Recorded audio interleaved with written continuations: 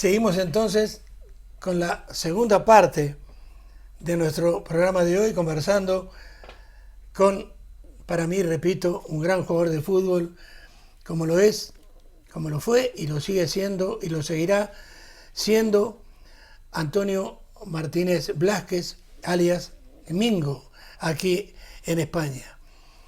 Y para empezar, le voy a decir que recuerdo, porque vamos a hablar de qué significa saber de fútbol, qué es saber de fútbol. Entonces, yo recuerdo perfectamente bien hace muchos años, en el Estadio Centenario de Montevideo, se estaba jugando un clásico entre Peñarol y Nacional de Montevideo. Nosotros estábamos en la grada con Juan Alberto Pepe Schiaffino, que fue quien nos llevó precisamente al Milan hace muchos años, fue el autor del primer gol del Maracanazo, cuando Uruguay fue campeón del mundo en 1950. Estábamos con Pepe Schiaffino viendo ese partido, y también con nosotros Jorge Martínez Viaña, el director de deportes del diario El País, el más importante que hay en Uruguay, en Montevideo. Entonces, en un momento dado, un compañero, un gran amigo, desaparecido hace poco, el negro, como le decíamos, el negro Cubilla, agarra un balón en el medio de la cancha, el estadio lleno, 80.000 personas, coge un balón, como se dice aquí, en el medio de la cancha, y le sale al paso un jugador, Nelson Acosta, de Paso de los Toros. En ese momento estaba en Peñarol Nelson Acosta y en Nacional el negro Cubilla. Le sale al paso, reitero, Nelson Acosta de Paso de los Toros, que jugó muchos años en Chile, vino a España dirigiendo la selección chilena, también hace poco desapareció. Y Nelson Acosta era un todoterreno, iba y venía por toda la cancha, pero con muy poquitita técnica, por sobre todas las cosas.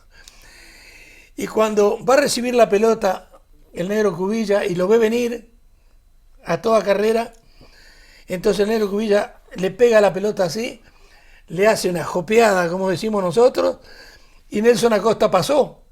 Y todo el estadio, la hinchada de Nacional en ese momento se mató, ¡oh!, aplaudiéndolo al negro Cubilla, lo había hecho.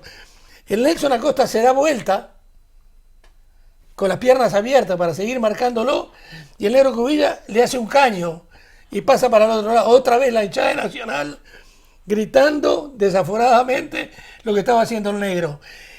Nelson Acosta se da vuelta, lo tranca y se lleva la pelota. Y el Pepe Schiaffino, que era inteligentísimo para jugar al fútbol, fue crack también en el Milan muchos años, lo mira a Jorge Martínez Viaña y le dice: Jorge, dice, mañana, dice, ¿no vas a poner en el diario como titular Cubilla, el mejor jugador de la cancha, por la estupidez que acaba de hacer ahora? Porque al fin y al cabo, quien se llevó la pelota fue Nelson Acosta, el de Peñarol, y él no hizo absolutamente nada. Entonces, la pregunta a una persona inteligente, en mi concepto, y que ve el fútbol muy bien: el saber de fútbol, por ejemplo, ¿implica el saber la historia del mismo o muchas cosas más? El saber de fútbol, pues como todo va por conceptos. Hay personas que si no lleva el mismo concepto, no tiene el mismo concepto que el de fútbol, piensa que no, y no está, y creo que no es así. El fútbol se compone de muchas fases. Entonces está la fase de defensa, fase intermedia, fase de ataque, y hay conceptos que son solo de ataque, conceptos que son muy defensivos, o conceptos que integran que son como mixtos. Yo creo que ninguno está equivocado, que para mí es el que dé resultado el que vale. Quiere decir, me acuerdo mucho de Capello, que ha sido tan criticado, pero ¿cómo puedes criticar a un entrenador que sí, que decían que es un fútbol rácano, que es un fútbol feo, pero si con los títulos que tiene, con los éxitos que ha tenido, no se puede criticar? Sin embargo, se alaba el de Guardiola tanto, Sí, a mí personalmente me gusta más que el de Capello, que es más vistoso, es más bonito, es más actual, pero no quiere decir que uno sea peor que el otro. Entonces, saber de fútbol, yo pienso que el saber de fútbol es muy subjetivo. Ahora, de todas maneras, el jugador es el epicentro del hecho futbolístico, ¿no es cierto? Entonces, es él quien dentro del terreno de juego, cuando tiene o cuando no tiene el balón, el que le demuestra, digamos, al que sabe leer un partido de fútbol, que realmente sabe de fútbol. Siempre, el futbolista. Porque por muy buenas pautas o indicaciones que te dé tu entrenador, al final el futbolista es el que decide dentro de la cancha. Entonces, si un futbolista es listo, tiene mucho que ganar. Si es capaz de colocarse bien, si es capaz de entender cuáles son sus actitudes y emplearlas y no buscar cosas que no son de... Por ejemplo, yo no puedo coger el balón y regatear a 10 personas. Yo sé que eso no está de mí. Yo tengo que aprovecharme de mi forma de ver el fútbol, de mi visión de juego, de mi manera de colocarme y de la rapidez de pensamiento. Entonces cada uno se tiene que aprovechar de eso. ¿Qué es lo que pasa? Que muchas veces los jugadores rinden menos, pero por eso, porque quieren hacer cosas que no están a su altura o que no son para ellos. Entonces, como tú dices, el entender el fútbol es importantísimo y depende del futbolista siempre, de la persona. Ahora, evidentemente cuando se está entrenando un equipo, está el preparador físico que hace exactamente eso, preparar físicamente el equipo para que aguante los 90 o más minutos que dura un partido. El entrenador trabaja en la parte de la técnica, de la estrategia, de la táctica, pero al fin y al cabo, Mingo, la inventiva del jugador es al fin y al cabo realmente la táctica. No. A ver, La inventiva del jugador, al fin y al cabo, y siempre va a ser la que marca la diferencia. Porque por mucha salida de balón que tú ensayas en los entrenamientos, por mucha jugada de finalización, pues cuando tú estás en el partido, es el jugador el que la va a realizar. Y a lo mejor tú has ensayado en el entrenamiento que tienes que entrar por aquí y luego entras por el otro lado. Y has ensayado que hay que defender así y por la situación del partido se da que o no hay un compañero o ha pasado algo donde se tiene que cambiar y hay que improvisar siempre. Entonces, la improvisación en el fútbol siempre está. Y por lo que estamos hablando, tú puedes ensayar las mejores jugadas, puedes trabajar de la mejor manera, que sí, que te va a valer, sobre todo para tener conceptos y tal, pero luego va a ser el jugador el que siempre decida y improvise. ahora, hablábamos del concepto de leer un partido de fútbol, pero el fútbol es presente, siempre es presente. Nunca va a ser pasado, puede ser que sea futuro, de acuerdo a lo que el jugador haga con el balón en sus pies o no. Entonces, ese concepto que muchísimo periodista inclusive también lo utiliza, ¿es válido, es cierto eso de saber leer un partido? Pues dentro de saber leer el partido, del concepto, es importante. Más que saber leer, es tener una percepción de lo que está pasando, ¿vale?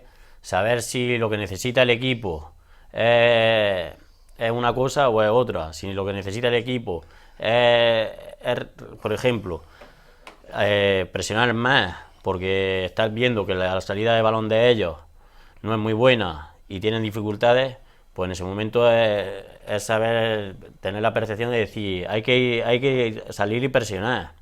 Si vemos que estamos desde un primer momento presionando y nos están saltando las líneas, saber que tenemos que replegar. Saber también que si un compañero está haciendo mucho daño por esta banda, está atacando y volcar un poco más el juego. Si un compañero está sufriendo por esta zona, arroparlo un poco más. De eso se trata, creo yo, el concepto de leer un partido. Interpretar las acciones de lo que está pasando. Pensar en lo que ha pasado también, aunque el fútbol es presente, tienes que pensar en lo que ha pasado en las jugadas anteriores. Y si tú estás viendo que en dos jugadas ha pasado una cosa y es malo para ti o para el equipo, tienes que intentar corregirlo. Y luego pensar en presente siempre, porque tienes que estar en el momento siempre colocado y metido en el partido, pero también pensar en el futuro. Por ejemplo, está el balón, intuir que va a venir aquí, y si has visto que este jugador siempre está haciendo lo mismo del otro equipo, intuir que va a salir hacia acá y tapar. Pero aunque sea presente, yo creo que los tres tiempos se tienen que utilizar, uno más que otro. Ahora, sobrevaloramos demasiado la racionalidad que, por supuesto, todo entrenador trata de imprimir a sus jugadores para jugar dentro de unos límites preestablecidos. Entonces, reitero, sobrevaloramos demasiado eso cuando hay jugadores. Hemos estado hablando de Messi, hemos estado hablando de Ronaldinho, anteriormente se pudo hablar, por ejemplo, de Maradona. Entonces, te reitero, sobrevaloramos demasiado esa racionalidad de las organizaciones en los equipos. Hay veces que sí. Yo pienso que por mucha racionalidad que haya, mucho concepto táctico y tal, si hay mucha imaginación en el otro equipo, como puede pasar, yo he escuchado muchas veces, por poner el ejemplo, es que al Messi hay que poner un jugador, pero si Messi da igual que le ponga un jugador, si Messi lo pueden marcar, pero lo que nunca vas a imaginar lo que hace y a la velocidad que él lo hace. Entonces, cuando tú tienes un planteamiento hecho, que puede ser el mejor, el más estudiado, tal, llegan jugadores de esa categoría o de ese nivel que improvisan, que nunca saben lo que van a hacer, pues ahí no es que esté sobrevalorado, es que no puedes hacer nada contra ellos. Tienes que disfrutar y mirar, tanto si es con tu equipo disfrutarlo, y si es en contra sufrirlo. Por eso yo creo que sí, que está un poco sobrevalorado. Ahora, muchísimas veces, después de haber dejado de jugar al fútbol y estando en una tribuna, viendo cualquier encuentro de cualquier divisional, en nuestro concepto hemos escuchado a nuestro alrededor verdaderas barbaridades dichas por espectadores que están cerca nuestro, que no saben siquiera que hay 17 reglas del fútbol y no entienden absolutamente nada. Entonces, la ignorancia es atrevida cuando realmente hay alguien que está opinando que son la mayoría y que nunca han jugado al fútbol. Pues existe aquí en España, como se dice, y más ahora está muy de moda, el concepto de libertad de expresión. Cada uno es libre de expresar lo que quiera. Que esté bien o mal, allá es la conciencia de cada uno. Yo, por ejemplo, que a mí de la grada me digan algo, pues me importa poco. A mí me importa lo que me diga mi compañero o lo que me diga mi cuerpo técnico, ¿vale? Aparte que uno tiene que estar pendiente del partido y dejar la grada a otro lado. Y más cuando son comentarios como estamos hablando, de gente que no tiene importancia dentro del equipo. La grada pues es libre de siempre de decir lo que quiera, de expresarse, pero como te estoy diciendo, es una cosa que no debe ser trascendente en el equipo. Mingo, en tu concepto, ¿existe el fútbol moderno? Te hago esta pregunta ¿por qué? Porque evidentemente el fútbol ha pasado por diferentes sistemas, ha pasado por diferentes formas de preparar físicamente un equipo. Ha variado hasta el balón con el que jugábamos nosotros, que tenía lo que se llamaba un tiento, como los zapatos de fútbol, y los zapatos de salir de calle, que los atás, si cabeceabas de ese lado, te hacías un trauma cráneoencefálico, en fin. Ha variado, y hay porque hubo un momento dado, como Uruguay, cuando fue campeón en el año 50, que Uruguay jugaba con 5 delanteros netos. 5 delanteros netos. Guilla, Hover, Míguez, Echafino y Vidal. Jugaba con 2 centrales, 2 laterales y un centro half, que se llamaba un volante defensivo-ofensivo. Entonces hubieron montones. 4-2-4 jugó Brasil. Existió, por ejemplo, el catenaccio italiano, el tiki-taka prácticamente actual, del que también podemos hablar, el fútbol total que hizo Holanda. Entonces, ¿existe un fútbol moderno o va con el concepto de cada entrenador? Yo creo que va con el concepto de cada entrenador. Hace unos años habría unos conceptos, ahora hay otros.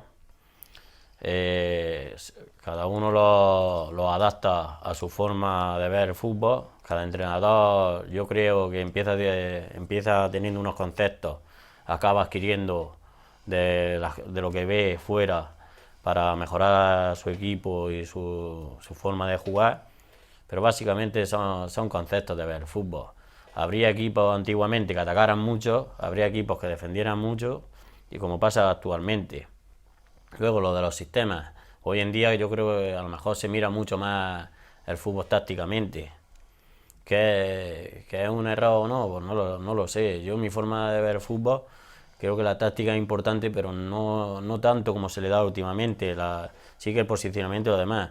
Pero siempre, si ahí enfrente tienes 11 jugadores que tácticamente son un desorden, pero son muy superiores, físicamente van a todas, y tú tienes un equipo muy limitado, pues habría que ver si gana la táctica o gana los otros. Yo creo que ganarían los otros, pero como todo son conceptos, habrá quien que diga que no y que la táctica es lo primero, y otros como yo que piensen que es más la actitud que ponga el jugador y las cualidades que lo demás.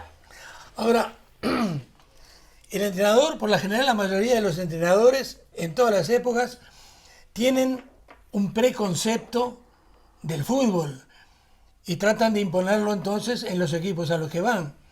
Por ejemplo, en mi caso particular, cuando estuve en el Caravaca, reitero, en el año 78, hace 40 años atrás, cuando lo dirigí el primer año, para el segundo año, cuando ascendimos de divisional, vi que me faltaba un lateral derecho que tuviera salida, que tuviera recorrido, que recorriera todo el campo sin ningún tipo de problema, que el equipo pudiera salir por allí, porque no lo tenía. Necesitaba un mediocampista con llegada, con inteligencia y con gol. Te hablé primero de Walter Trueba, te estoy hablando de Raúl Vasconcellos. Necesitaba un goleador, entonces, que no lo tenía.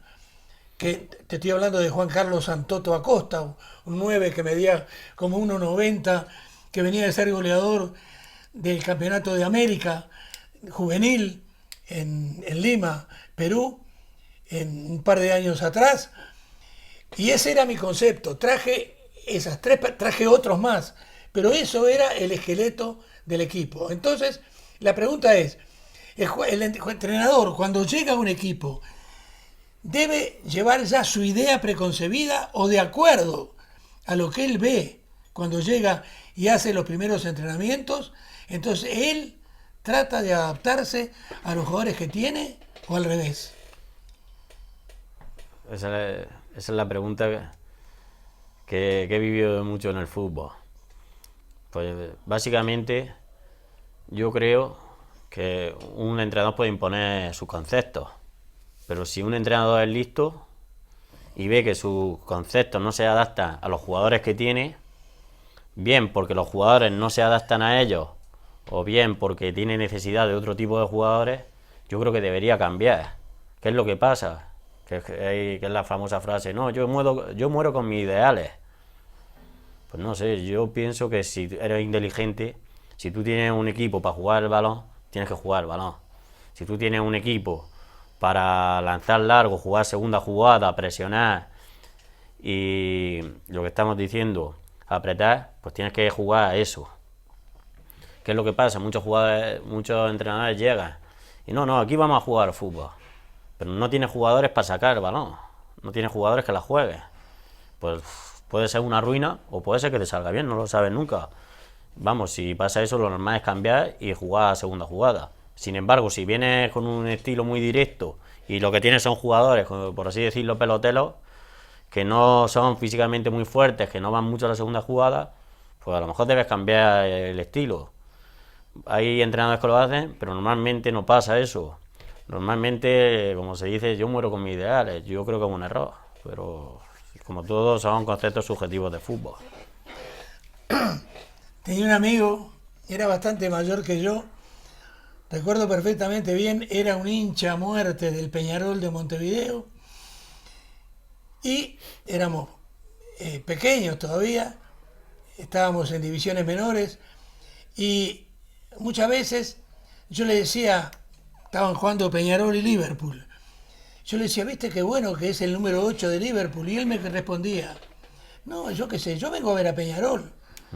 Dice, yo lo único que veo, dice, dentro del campo de juego, dice, son los jugadores míos, los jugadores nuestros. Los otros, no sé, son todos iguales. Bueno, en fin. Es bueno, es importante. ¿Y por qué? En el fútbol, saber jugar sin el balón. Saber jugar sin el balón es una de las bases del fútbol. Si tú solo sabes jugar con el balón, habrá veces que no juegues. Porque, por ejemplo, si tú eres bueno con el balón, necesitas recibirlo. Entonces, mientras que no lo tienes, tú tienes que recibirlo de alguna manera. Bien, buscando los espacios libres, bien a través de asociación, buscando el espacio, lo que estamos hablando siempre, espacio libre, o bien recuperándolo. Entonces, si en mi caso, por ejemplo, si yo soy bueno con el balón, pero estoy parado y estoy esperando que me la echen siempre y tal, a lo mejor no recibo ni la mitad de balones. Entonces, el espacio libre es primordial, tanto en ataque como en defensa.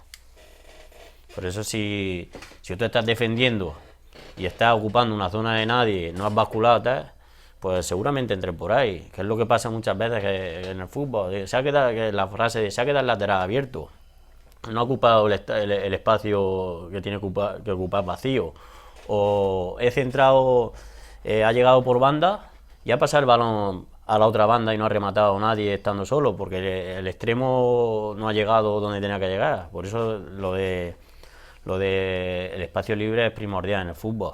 Hay que saber ocuparlo y ya te digo, normalmente los profesionales, los que están arriba, todos lo manejan perfectamente. Es bueno aprender, ¿y qué es saber jugar bien de espaldas? Sí, jugar bien de espaldas, sobre todo a partir del centro del campo en adelante, es primordial. Recibir de espaldas, saber lo que tienes detrás, saber lo que tienes a los lados, saber cuándo puedes aguantar el balón, cuándo hay que tocarla de primera, cuándo jugarla hacia adelante o cuándo no.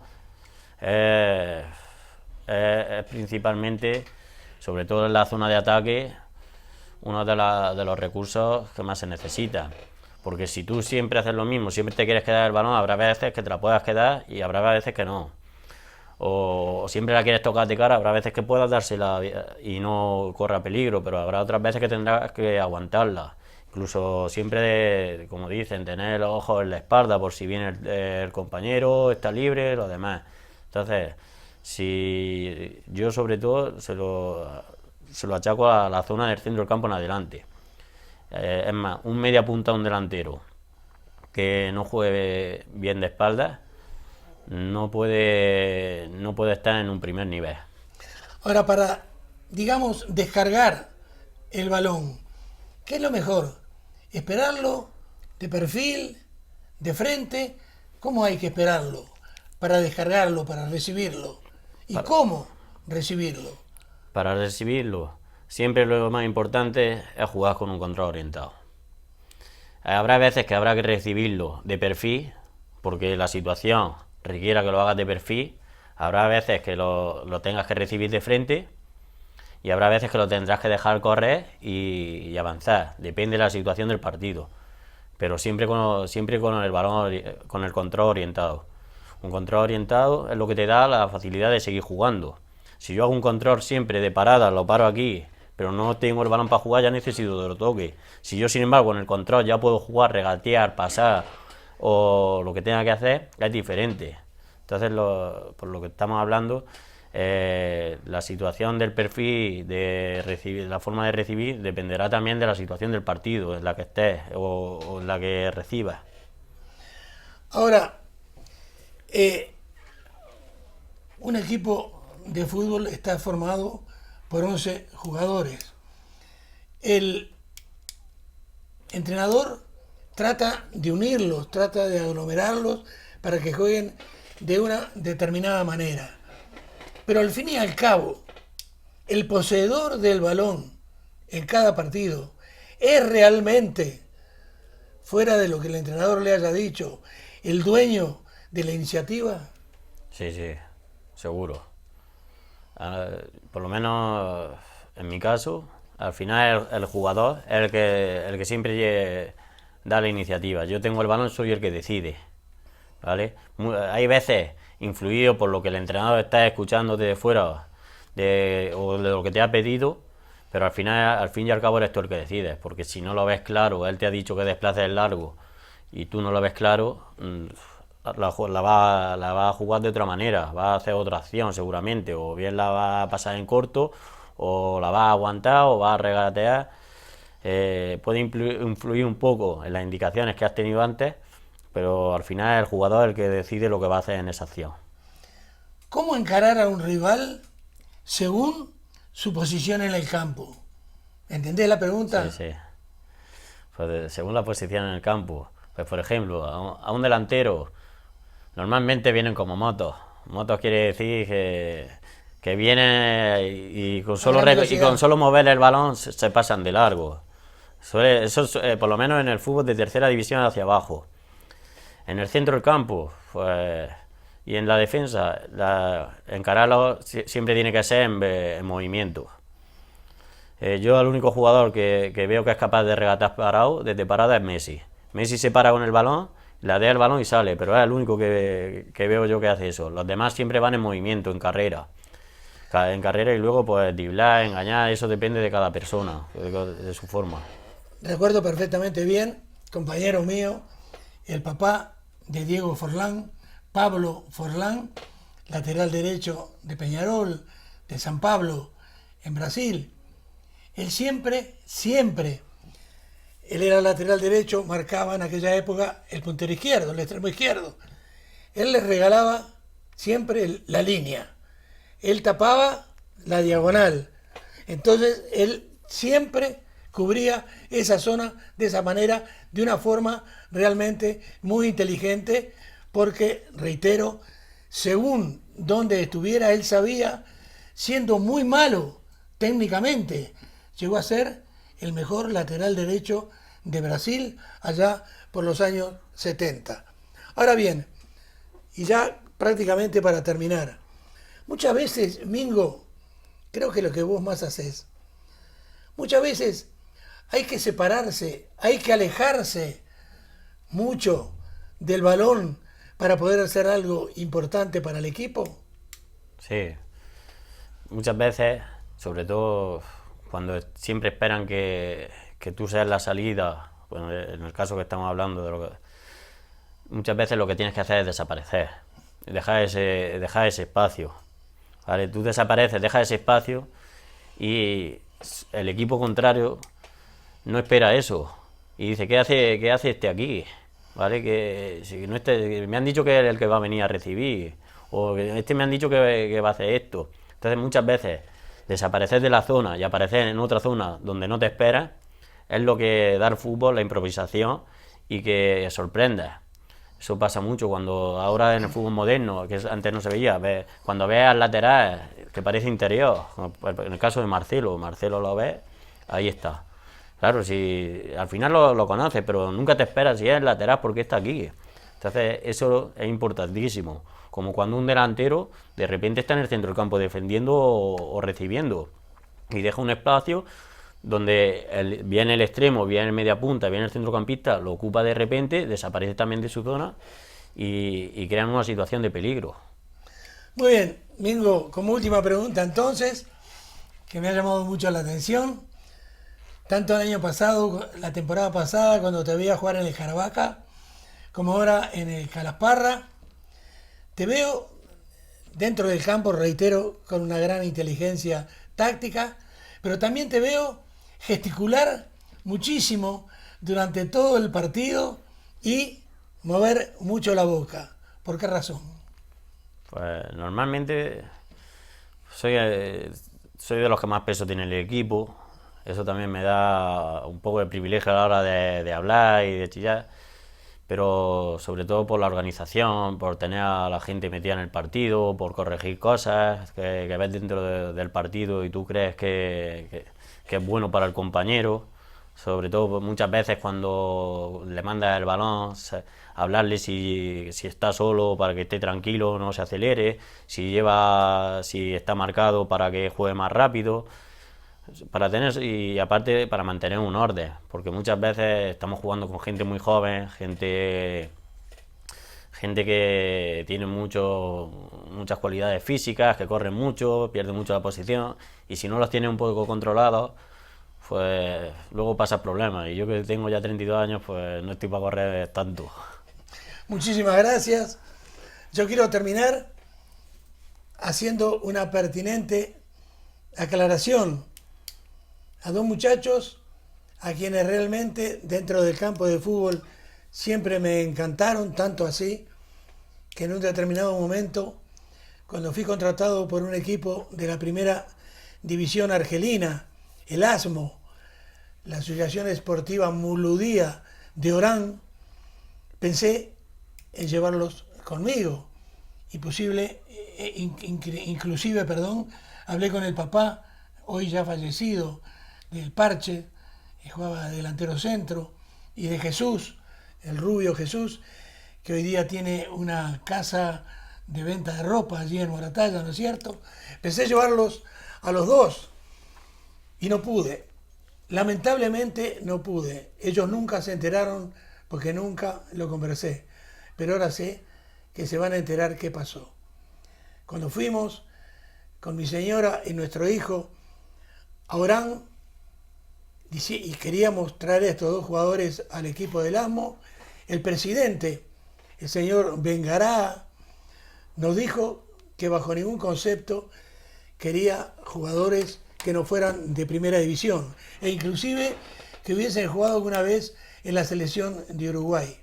Tanto así que nos pagó el pasaje a mi señora, a nuestro hijo y a mí para ir a Montevideo, a Uruguay, a buscar estos jugadores, reitero, contra nuestra voluntad. Pero si nosotros no hacíamos caso, ninguno de estos jugadores entonces hubieran ido, pero Milton Trinidad tampoco hubiera tenido la oportunidad de dirigir ese equipo. Llevamos dos jugadores uruguayos que en mi concepto no rindieron lo que hubieran rendido estos moratalleros, que fueron realmente grandes jugadores.